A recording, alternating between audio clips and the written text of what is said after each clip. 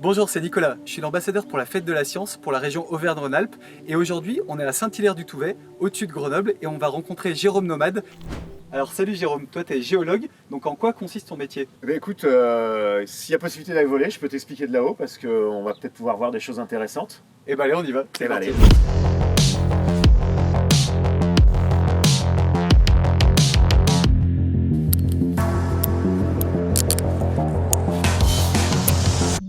C'est bon? Excellent, et ben on est en mal Jérôme, c'est cool là! Bah c'est pas mal. Est-ce que tu peux nous en dire un peu plus sur ton métier de géologue? Bah, le métier de géologue à l'université, c'est enseigner, mais c'est aussi comprendre ce qui se passe autour, regarder les roches, essayer de comprendre ce qui se passe dans le passé, et ça peut nous apprendre des choses pour demain, pour mieux aménager, pour mieux vivre avec la nature. Regarde la falaise, tac, la falaise, la cascade qui est juste à notre droite là. On peut deviner les gros blocs qui peuvent partir, qui sont découpés verticalement, horizontalement.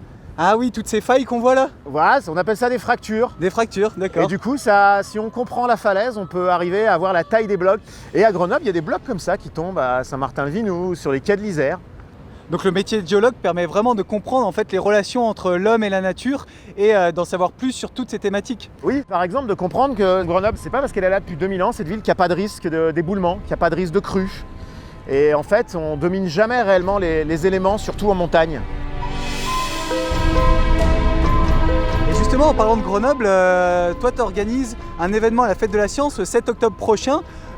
Qu'est-ce que c'est que cet événement? C'est une balade insolite, c'est aller se balader dans la ville de Grenoble et puis essayer de voir un petit peu les fossiles, les roches qui ont servi à construire Grenoble, et puis aussi regarder les paysages, notamment le massif de la Chartreuse qu'on voit ici, qu'on survole de très près, Belledonne qui est de l'autre côté.